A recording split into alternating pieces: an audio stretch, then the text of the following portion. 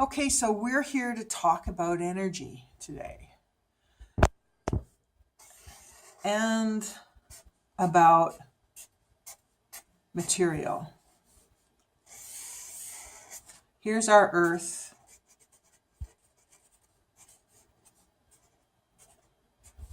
Here's the sun.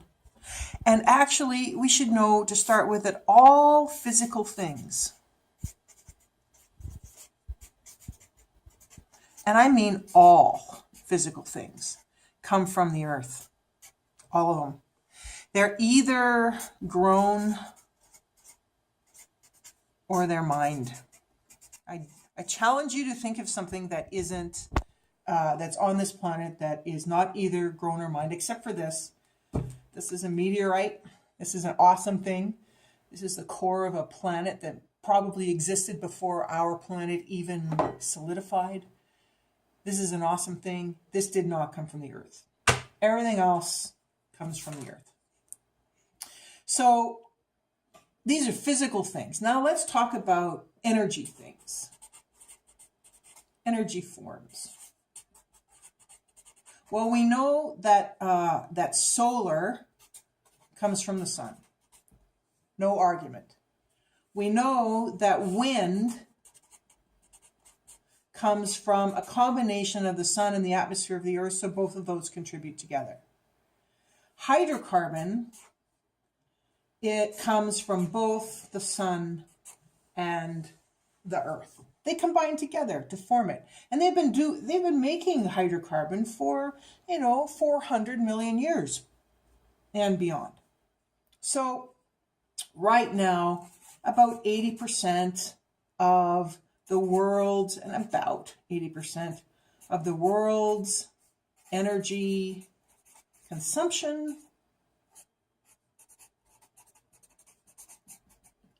is hydrocarbon. So what is that? That's really fossil sunlight. Why? Because it's made out of the bodies of plants and animals that lived long ago, that took in energy from the sun, that took their nutrients and their physical beings from the body of the Earth, and through geologic processes made hydrocarbon. Hydrocarbon can be natural gas, nat gas we call it. It can be oil, liquid, so this is a gaseous, this is liquid. And it can be coal, and this is solid. Now, these things are awesome things. Hydrocarbon is the most amazing set of molecules for storing energy, for transportation, for heating, for cooking your food and heating your house and driving your car that has ever been. Why? Well, CH4, there's a little carbon. These are little hydrogens. We can draw this another way. Carbon, hydrogen, hydrogen, hydrogen, hydrogen. This molecule, when you want energy from it, you burn it. You break these bonds. When you break these bonds, energy is released. How do you break those bonds? You add oxygen to that. And what happens is the hydrogen and the oxygen make water, and the carbon and the oxygen make CO2. So natural gas is an awesome thing because it only has one carbon to breaking 4 bonds, and so it's got lots of energy. And then we come to liquid oil, and liquid oil can be anywhere from a few carbon atoms to a whole bunch of carbon atoms, and 1, 2, 3, 4, 5, 6. So this is hexane. They all have different names depending on the number of carbon atoms they have. And And what comes off this is hydrogen, off every one of these things.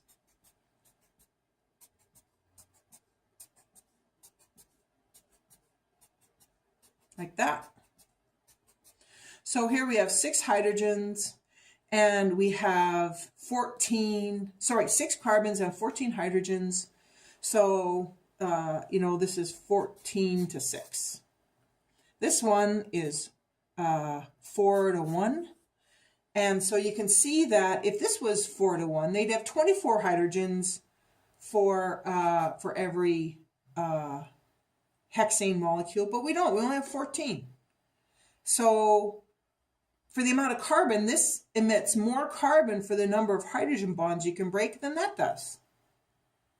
And now let's look at coal, which actually is even worse because coal has little islands of carbon, and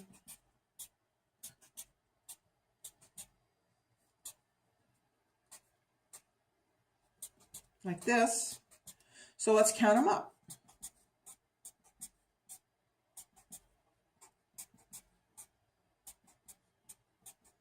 Like that.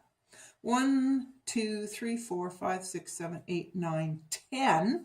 So this is 10 to 1, 2, 3, 4, 5, 6, 7, 10 to 7.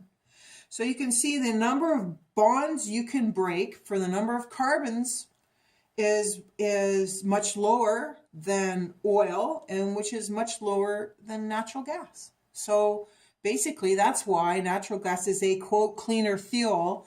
It still poops out carbon dioxide. We got to get away from doing that, but it's not as much for the amount of energy that you get as these things. However, because it's a gas, it's not as convenient. You can get a natural gas powered car, but it's inconvenient. Whereas liquid hydrocarbon fuel is the most convenient, most portable of the three.